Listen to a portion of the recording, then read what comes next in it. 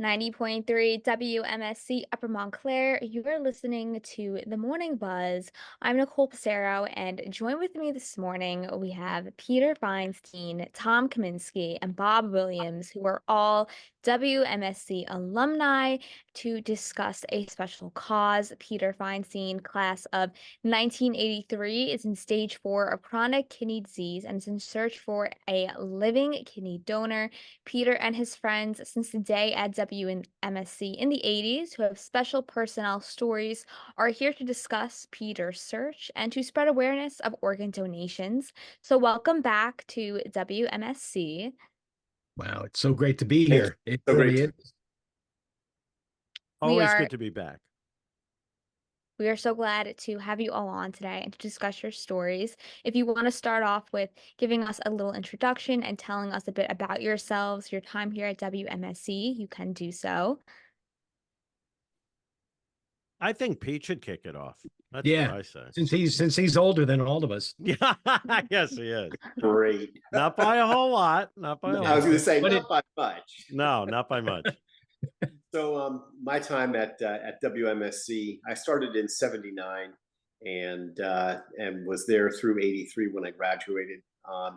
Started off on air. I had actually been a sound man for a cover rock band, and so I knew all about the board, the controls, and all that stuff, and got on the air pretty quickly, and just had the time of my life. And by some mystery to me, I was asked to be the program director and then the general manager, and had a great time just helping us grow to I think just incredible heights as far as our effectiveness on campus and everything that we did. And it was because of guys like Bob and Tom. Quite frankly, I mean, I was just kind of there, and I did very little except open my mouth every now and then and let them do all the great things that they did. It was just one of the most spectacular times of my life. Definitely. Thank you for telling us. And Tom and Bob, if you want to chime in. Well, Let's I go in wound eight. up. Let's go in eight I order. wind up second. Yeah, I wind up Yeah. second in this whole timeline here. I walked into WMSC in January of 1981, and Pete was one of the very first people that I met.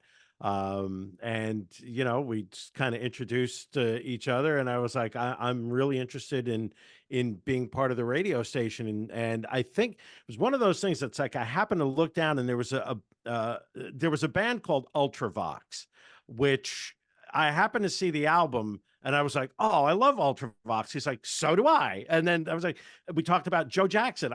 Joe Jackson's great. Yeah, I love Joe Jackson too. And Pete and I immediately hit it off. And, that became my introduction to this. By the summer of 81, I was on the air filling in. By that fall, I was doing a regular show. I had taken over a Beatles show from our mutual friend Marion Masterilli. Hello to Marion on Long Island, and had taken that show over.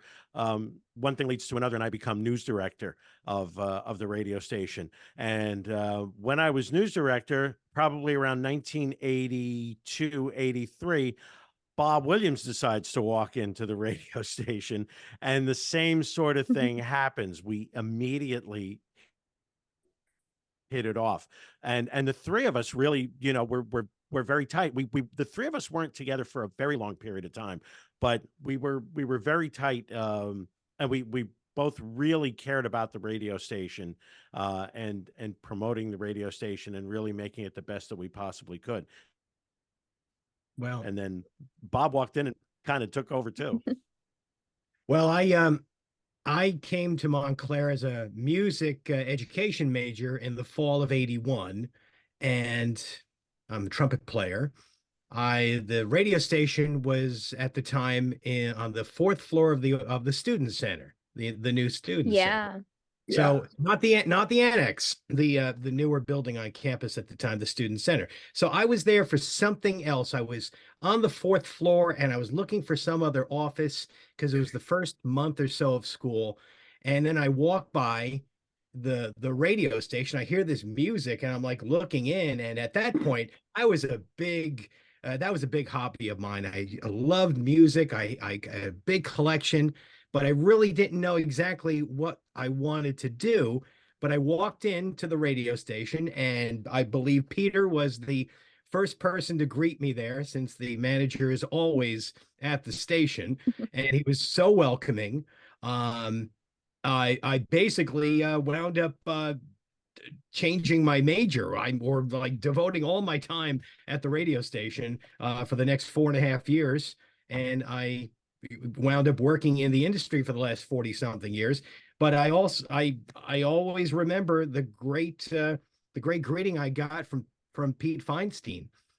He was so nice, and he got me on the air within the first couple of months. My first show was December 1st, 1981. My first song was Aerosmith, Walk This Way, in the old production studio. I think they're doing some maintenance in the main studio, Pete, if you remember that. So I was in the back room there. I played Walk This Way, and I had a show called Mid Morning Metal. It was at 10 o'clock, and it was so great.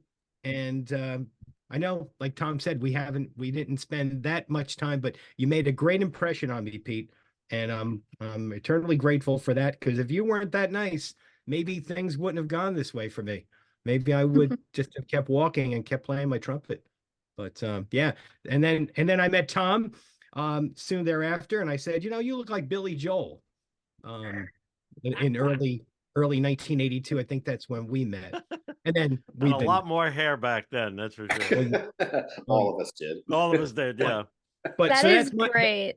so that's my story, Nicole, and that's how we all got together. And yeah, we've been together ever since. And I'm so glad we got to reconnect with Pete under these circumstances, though. But it's we've been on Facebook for years, and we're here to help our friend today. Exactly. You guys are all WMSC is truly like a family. So, Yeah. we are all, hoping things can, work out. But we're gonna start off now with starting off with Peter. So you are in stage 4 of chronic kidney disease. How are Yeah. you feeling today? I feel really good. That's one of the funny things about this particular disease, at least is the way it's affected me. I have very few of the primary symptoms, which always leads doctors and people around me, as to being kind of baffled as to how I can be so far along but still seem, so vital and whatever else. And most of that has actually only to do with the fact that a couple of years ago, I decided to change my diet and integrate different kinds of exercise. And so, the care that I've taken of myself has given my body a better than fighting chance. My surgeon basically has said that I've given my body a soft landing, and instead of needing to get into dialysis because my kidney is in complete shutdown, I've actually given it an opportunity to kind of ease its way down. And it continues to decline. That's something where, for those who I'm not going to get into the technical stuff, but I can tell you Yeah. that my kidney function today sits at 15%. A year ago, it was at 17%. So the degradation is really slow. And for for all my intents and purposes, I would love to just keep it at 15, and I'd be a happy camper until I can find someone either willing to to donate a live kidney, or if my name comes up on the wait list, whichever way that works. But it's something where the other good fortune I have is I have no other comorbidities. There's really nothing else wrong with me. Um, my kidney disease is solely as a result of high blood pressure, and I happen to have just weak kidneys to begin with. So high blood pressure and weak kidneys spells my situation.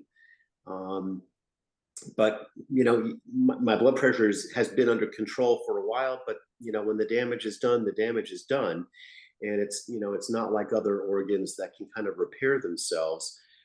So I'm kind of left with with these kidneys that are just kind of like hanging on.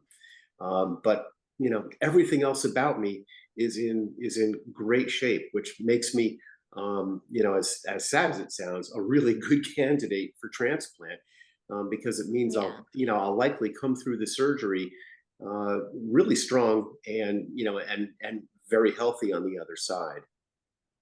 definitely. How do you think this illness has affected your life? How has it changed your entire everyday lifestyle?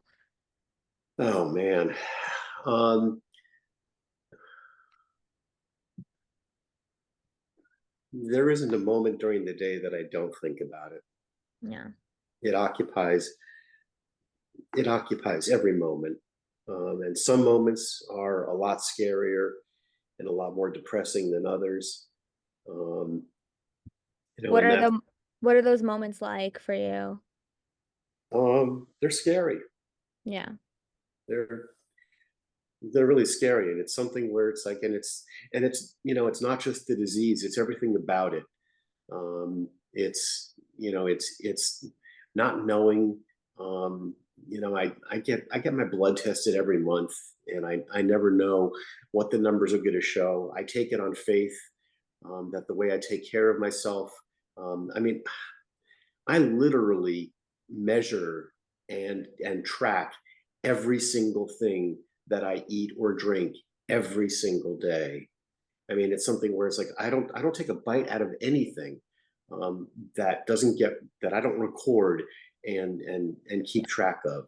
Um, so it's ever present.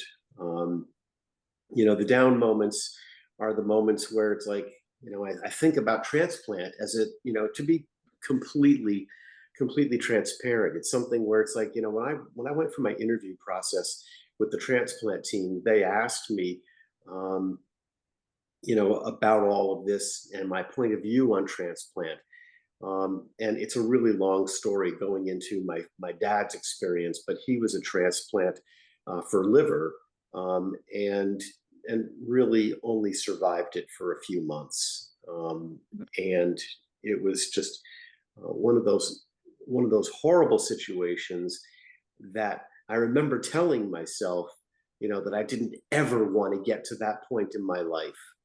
And then a year ago, I get told that I've basically failed at taking care of myself. That I am now a candidate for the thing that scared the living daylights out of me, yeah, from decades ago. Um, and when they interviewed me, they asked me about that, and they said, "Well, I really don't want a transplant." And they were kind of shocked. And I said, "I'm going through this because it's an option." And this was back in, I think, April of last year. And I shared with them the whole story about it, and they were very compassionate and caring and understanding. It wasn't until I had my conversation with the surgeon that I changed my mind, and I became really embraced in this, and really very interested in moving this process along. And it's no longer an option. It's now my primary force. And his sharing with me very honestly the good, the bad, and the ugly, and conversations with Bob and Tom, have given me just incredible hope. definitely. Well, Pete, I can share everything that you've just said about your concerns, your fears. Having had the blessing of receiving a kidney transplant from a living donor coming up on 5 years. It'll be February 12th, 5 years. Leading up to it, Amazing. you're just bringing me right back to everything that I felt. Um, Scared, frightened. What's going to happen down the line to me? Am I going to have to go on dialysis? And what are the long-term effects of that? That's what we're fighting for you right now. Yeah. The clock, fighting against the clock to find someone, to Yeah. find a solution to this, to get a kidney to you. Um, because it's difficult to do, to find people. And that's why we're Yeah. here today. And but it's we can make this happen. And that's why we're here today, everybody, to let Spread whoever's awareness. watching this, to spread awareness and get the word out. To move on to getting that word out and to spread awareness, what can you tell us some details regarding this process of getting a kidney donation? What is the average waitlisting time for an organ recipient, for example? I think the stats, let me just jump in here. I think the stats vary from state to state, but I think the national waiting list is somewhere between 5 and 7 years. Does that sound Yeah. right, guys? Yep. Uh, 5 to 7 years. or now there are Okay. different types of donation. We're talking 5 to 7 years for a deceased donor, someone Yep. who has listed themselves as a potential organ donor in case that they die, however, and that their organs would be, they would donate, their family would donate their organs to someone in need. Not only a kidney, but several other organs could be donated. But to that point, it's amazing that you look at the stats that only a certain amount of those people who list themselves as donors, as organ donors, may be eligible when it comes right down to it, that their organs may not be healthy enough or have Yep. survived whatever trauma that they've been in to be able to be transplanted, even though that person, that was that person's wishes. So that Yeah, makes it even more difficult, and the waiting time could be even longer, depending on the individual and their status, like for Pete or someone else. exactly. A bunch of websites we'll get into in a little while, but Yeah, we could definitely get into that and later on. the stats you could pour over stats for half an hour on. Yeah. Yeah. How long have you been on the list for? A very brief time. It's only been a few months.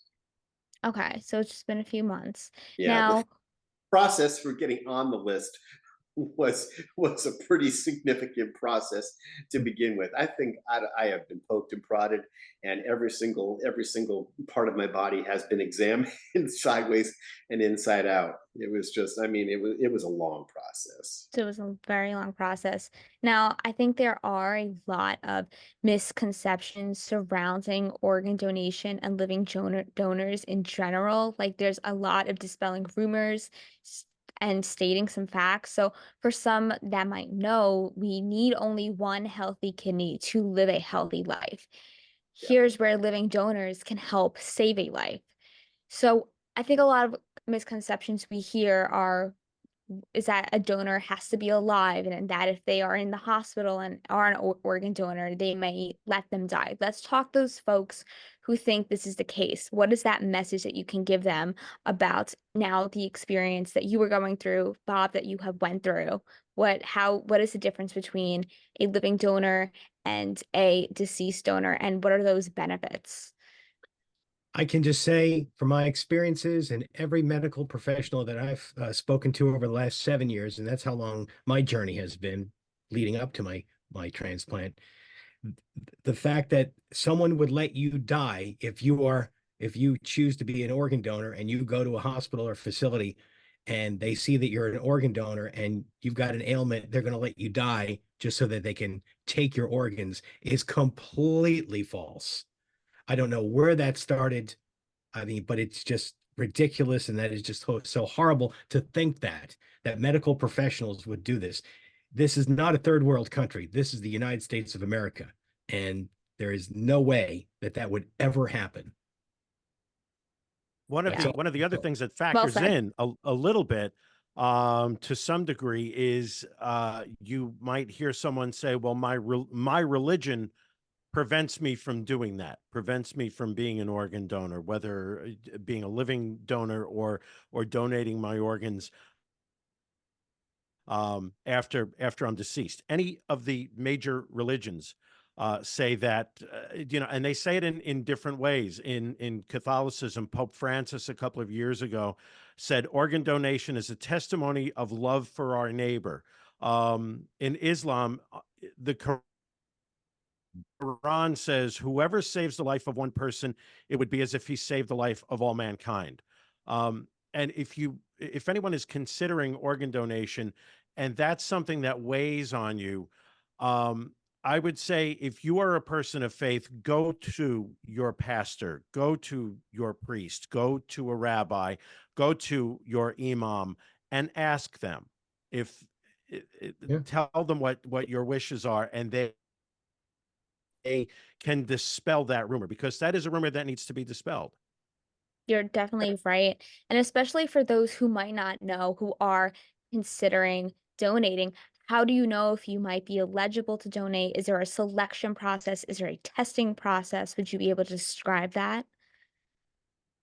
Through my experience, Nicole, the facility that the where the recipient, the person in need of the organ, would set up an incoming situation where people interested would contact that hospital system or that group for their information on coming in to get screened, as far as getting Yeah. blood testing, as far as whatever else is involved. It's a pretty rigorous. It's a battery of tests, because not Yeah. everyone. I mean, you may have heart the heart of an angel, but maybe your kidneys are Mhm. not in good enough shape to donate. Maybe you've got your own issues, your health issues. But yeah, the best way to do that would be to contact. I'm sure we're going to talk about. Pete's got that set up for anyone that Yeah. would be interested in stepping up for Pete. That you would just go to that hospital system. For me, I had my kidney done here in New Jersey at Cooper Barnabas Medical Center over in Livingston. Wonderful group over there, and they handled all the people that were interested in helping me, and I was humbled. I had at least 5 to 8 Now, people. I'll just let me ask Bob to just kind of clarify this a little bit, because Pete is currently living in the Phoenix, Arizona area. You don't have to be from that area if you are No, interested. If someone Yeah. if someone that is listening to this or watching this is motivated, they can contact them through their physician or through their local hospital and work that out, correct?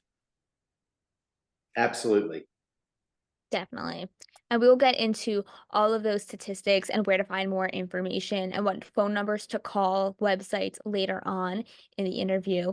But you talked a lot about the physical aspect of this. What is the mental aspect behind being a donor and a recipient? Bob, if you want to explain that experience for anybody who is going through that, what advice can you give? Um, well, I'll tell you, this may be a good time.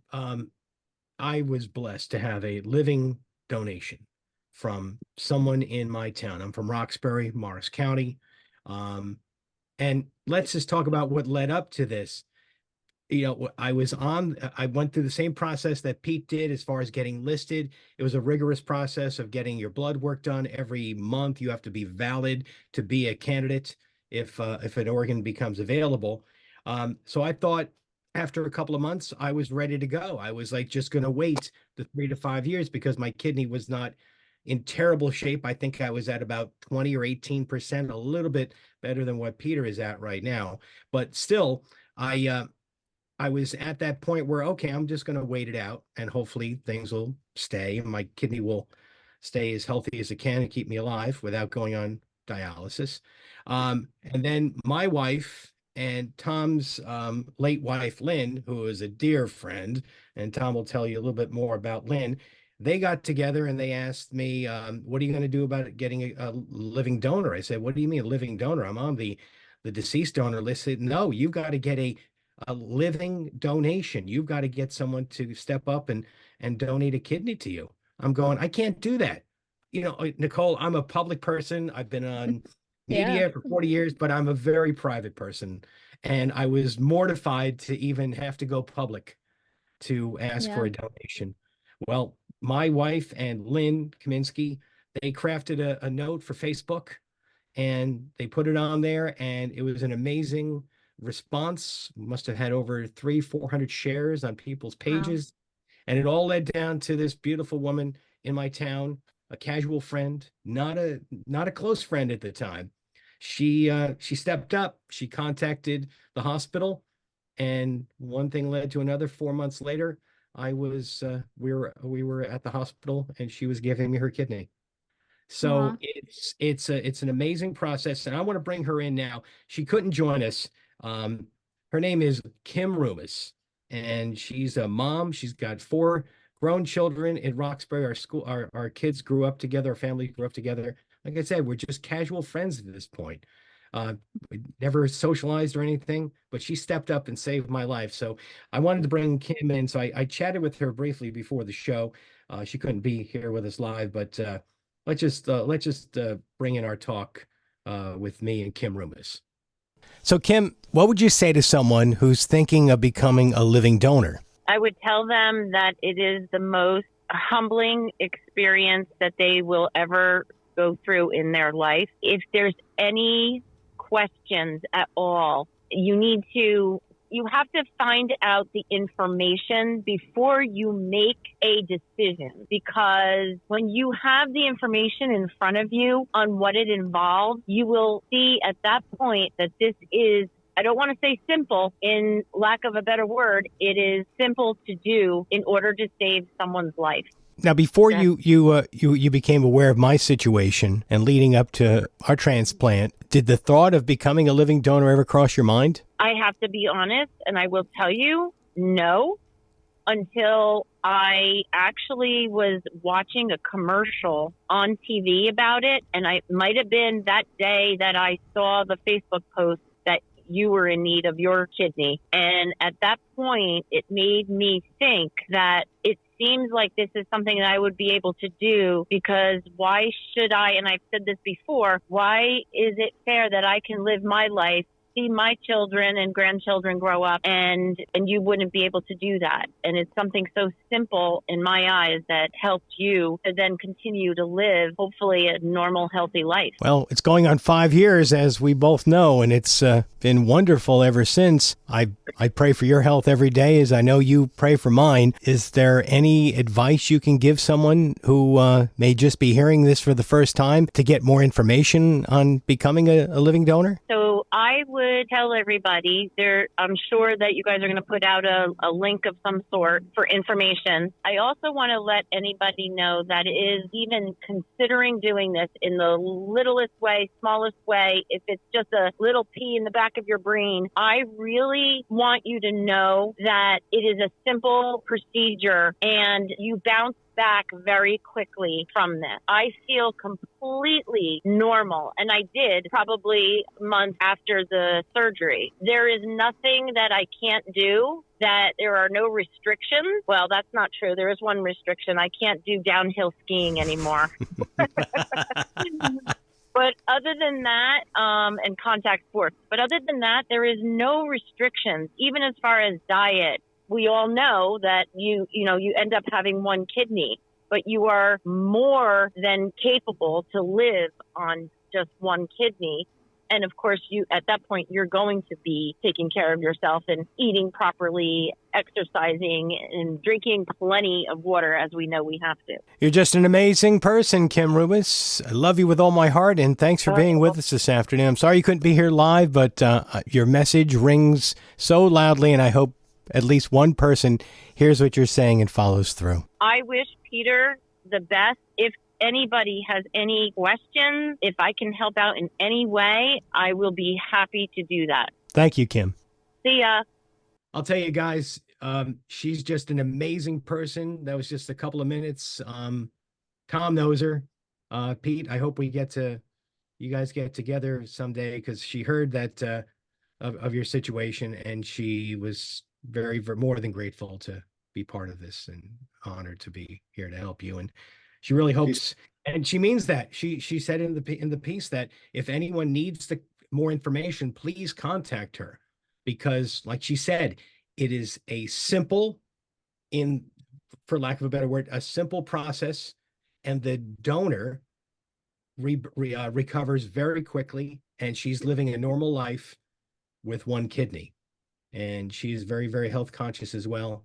But she's just my angel. And that's all I got to say. I could talk for hours about Kim It Rumis. took hours. Well, we are very thankful for that. Can you dive into that even deeper? Tell us the biggest challenge that you went through with that process. As far as like leading up to it, well, Yeah. I've had a couple of comorbidities leading up, and I've done my best to get those under control, and I was under control, and my kidneys were stable for several years. Then all of a sudden, um, things happened, and they started going down the kidney function. Anything below 40 is really your start. You know in your mind, and your physician should be telling you that, someday you're going to be looking at possibly getting a transplant. You're going to need a transplant. Um, so I kind of thought that that may happen. I was praying and hoping against hope that it wouldn't. But within 3 years, I went from 35% to 8%. And that's where I was at the time of my surgery, February 12th, 2019. My doctor said if the weather had postponed it or anything happened, I would have been on dialysis. And the thing with dialysis, I think we touched on this earlier, Yeah. if if someone if someone has to go on dialysis, it really weakens your entire body, Yeah. um, because dialysis, that's basically a manual filtering. The kidneys serve so many purposes in the body. Yeah. It's basically a filter. It's a natural filter. It filters out waste. It filters out. It regulates vitamins and your heart and your breathing. When the kidneys are not working, everything is off. I Yeah. mean, I can tell you, I had gained about 50 pounds of fluid because my kidneys were not flushing out the waste in my body. But if the key is with Peter and people that are in kidney failure is to avoid going on dialysis Yeah. and try to get this kidney donation. Look at Pete. He's healthy. He looks great, but inside things are starting to slow down. Yeah. Yeah. And we're here today to really just focus on that and to avoid Pete having to go to the next step to stay alive. Because Definitely. if I'm on, I may still be here, but I may be attached to, I may not be working. I may be on permanent disability now. I just turned 60, and I certainly would not be living a normal life if I was on dialysis. Yeah. But leading up to Definitely right that, with that. that's the main gist of what we're trying to avoid today, to get Yeah. him. Definitely trying to avoid that. And even you, Tom, your family was also touched by the gifts of life from an organ donor. Your wife, Lynn, received a double lung transplant. So, would you be able to speak of that gift of having more time with a loved one and what that meant to you and your son? It meant everything to us. My wife's situation was different. The transplant journey was a little bit different. My wife had cystic fibrosis, which is a degenerative lung disease, and there is no cure for CF. There's gene therapy, which over the past few years has been ramped up and been improved to some degree. And you have many folks with CF who are living close to a normal life because of the gene therapy that they currently have. But my wife's situation, it was an invisible disease, and my wife really kind of fought it until it was invisible until it wasn't. Her lung function was at one point she lost the function entirely in one lung, and the other lung was only operating at 25%. And she, very similar to Pete, had always thought, well, transplant, yeah, that's something for down the road. And then our situation became where her physician had said, okay, we're not talking, possibly doing this. We're talking, when are we going to do this? And when are we getting you on the list? And like Pete had said, she was overwhelmed. I remember driving home with her after that visit at New York Presbyterian. And she just said, you're going to have to handle this. I can't handle this right now. That's where the family and the support comes in for something like that. Definitely. She was on the list for 9 months. She received her transplant in June of 2017, and from that moment became an advocate. So when Bob's situation became the same sort of thing, where it was not a matter of maybe we'll go for a transplant, but we need to do this now. That's when she reached out to Bob's wife, Kathleen, and said, no, we have to put this thing together. Yeah. Um, Lynn was an unstoppable force. And one of the things that comes with transplant is anti-rejection drugs. And they, as vital as they are to you remaining alive and remaining functioning and viable, they're very powerful and they can have detrimental effects. And that sort of factored into my wife's situation. She passed away early in 2021, but we had a couple of extra years together. She and my son, we used to say we're playing with house money now, and we knew it. Um, but as a result of that, she was a tremendous advocate for Bob, and we were determined, just like we're determined to do today, to help Pete. We did that with Bob, and um, it was interesting how when Bob and Pete and I started talking, Pete was very reluctant to to have to do something publicly. It was a very similar situation. We said, no, this is what we're doing. And we know that the WMSC social media team is you're award winning. You guys are award winning, and we we wanted to bring you in, Yeah. and it's and bring in whatever resources you and Montclair State can provide to us. You're definitely right. And I think you really showcased how much family support really can, help with these situations. And, once you're always a WMSC or when you're part of the family. So we wanted to, spread awareness of this situation. And diving into kind of our second to last question here. What can you tell us, maybe Bob, because you've been through this, or even you as well, Tom? What is the relationship like between a recipient and a donor? I mean, in your experiences, what has it been like to see a growing bond between those two people and being really a magical experience? Well, I will tell you that I am completely humbled for the rest of my life, eternally humbled, to think that someone would give up a body part so that I could keep living. I have never met anyone in my life like my donor, Kim. And we have become close. We've become as close as family can be. We talk, we text all the time. We get together for lunch once a month. Our spouses and I we're going out to celebrate 5 years next month, a couple of weeks from now. It's just it's un it's like it's unlike anything that you can imagine. That someone would sacrifice that, Yeah. and it's I just I remember when I first met Kim, um, because I had seen Bob about a week before the transplant was scheduled, and Bob was the best man at my first wedding. He's one of my best friends in the world, and he didn't look good, and all I could think of was, this better happen, or I'm gonna lose this guy. And when the transplant happened, um, and I was able to meet Kim a couple of months later, I met her and I just said, "Thank you for saving my best friend." And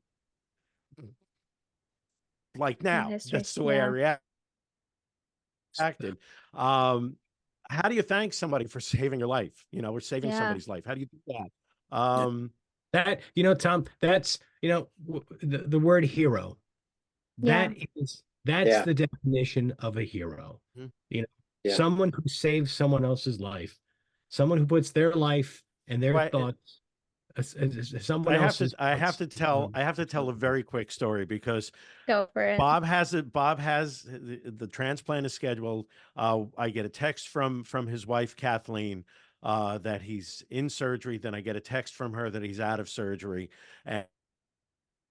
and everything has gone well. It is later in the evening of that day of the day of his transplant. Now, Bob and I work very early in the morning, and we used to call each other on the way to work. I on my way to work for WCBS, he on his way to work for New Jersey 1015. We would call each other in the morning, and we still do this. We text each other, and I was just so happy the next morning that knowing that he had the transplant and things went well. I'm on my way to work. I'm on my way to Linden Airport, and my phone rings, and it's him. This is the next morning after transplant, and I'm like, there's no way. So Aw. I I can't tell you I can't say on the air exactly what I said in the phone, but it was something along the lines of, "You have got to be kidding me." And he's like, "It's our time to talk, right?" Right? He's We like, just the other day, right? it's our," he goes, "It's our morning call time, right?" And I said, Yep. "How are you?" And he's like, "I'm fine." He goes, "I'm high as a kite, but I'm fine right now." Yeah. Well, But so, I will tell and you, that gives you the idea of how well you recover. And Pete Yeah. is in a really good situation where, like he said, his body will, it's a soft place to land. My wife Lynn's situation was the same way. She worked out, she watched what she ate. So otherwise, outside of the fact that her lung function was at about 20%, everything else was fine, and that really helped tremendously in the recovery process. And for the donor, Bob, you can just speak to this really briefly, but again, for someone who's thinking about being a donor, the recovery process is very quick. it is laparoscopic, believe it or not. That's how advanced this procedure is.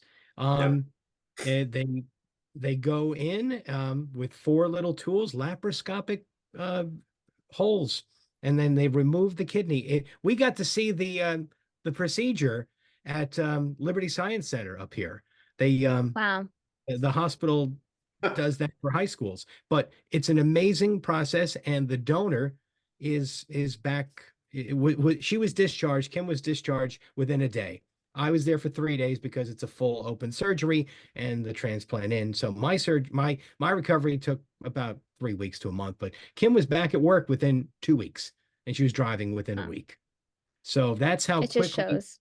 that's how quickly you can rebound. And I really am feeling good about this. I know that there's somebody out there that's going to step up for Pete. I really just talking with everybody here today. I'm praying, everyone's praying here that something's going to happen. I just have a good feeling because Pete's a great guy. And if you know someone that if maybe you're not able to do it, if you're watching us, maybe you can just share this with somebody, because that's how it happened for me. Because people just spread the word. We have a Spread the need. word. I always say, if you, especially if you had been involved at Montclair State, if you've been involved in college radio, Oh yeah. college radio is that it never leaves you. I mean, and I say that to my students at MSU these days too. It never leaves you. Pete and Bob and I walked into that radio station, and it never left us. Yeah. And if you have that kind of experience, and this and Pete's story m- makes a difference and touches you, we're going to ask you to reach out. We're going to ask you to reach out. Pete's going to give you all the information, and of course, this is going to be part of this video. But if you were ever involved in radio, in broadcasting, college radio especially, and you're listening to this and you want to reach out, we're urging you to do that. Definitely. There's Yeah. somebody out there. And Pete, if you could tell us more information on where to find information if somebody is considering becoming a living donor, where can they find that? Yeah, they can, as far as for my particular situation, so the specifics, they can go to bannerhealth.com/transplant. And that's a good starting place. If they're truly interested and they actually want to dive in and talk to somebody, to hear first person, um, a little bit about the process that Banner goes through, which is just parallel and absolutely rock solid, similar to what Bob described. They can call Banner, the Transplant Institute, at 602-521-5900, and they can just let the person who answers the call know that they're interested in learning about being a living donor, for me, for Peter Feinstein. And actually, it wouldn't matter. They could just say, living donor for anybody, but specifically in this case, it would be for me. And they'll give them the information. They'll send them an information pack, probably by email, and let them know about the process. And like Bob said, it's a pretty comprehensive process where there's basically blood matching, tissue matching, and all of that stuff. But it's all done.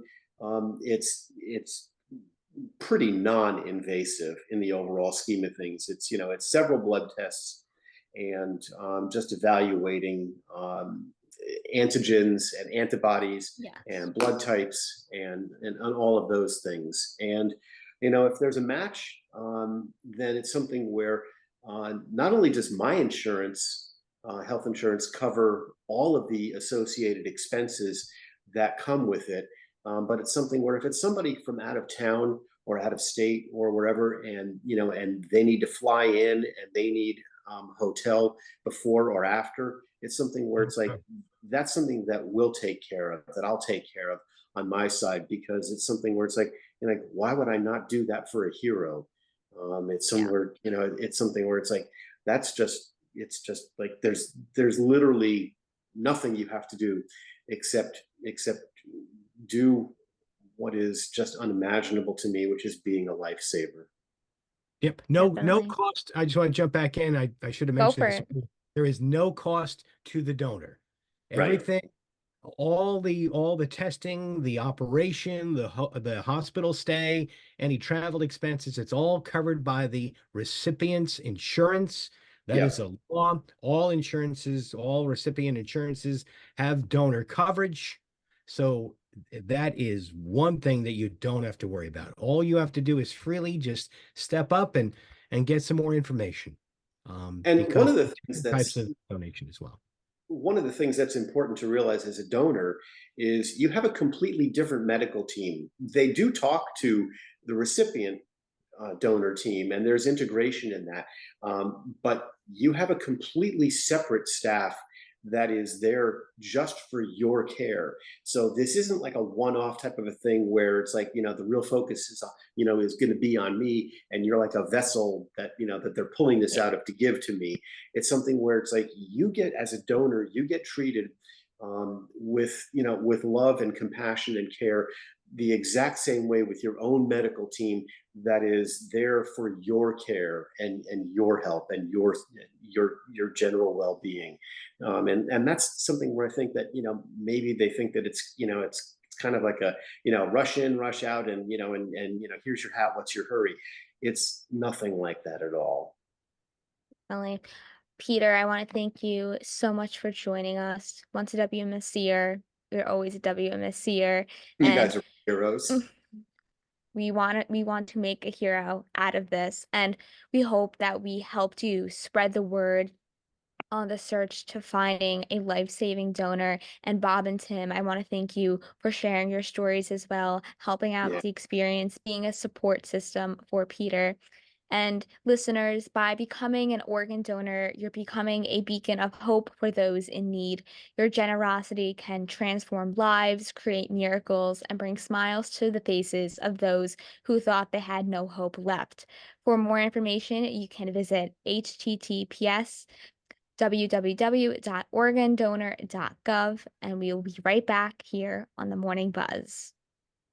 Thanks, guys. I love you guys. We love you too, Pete. Pete.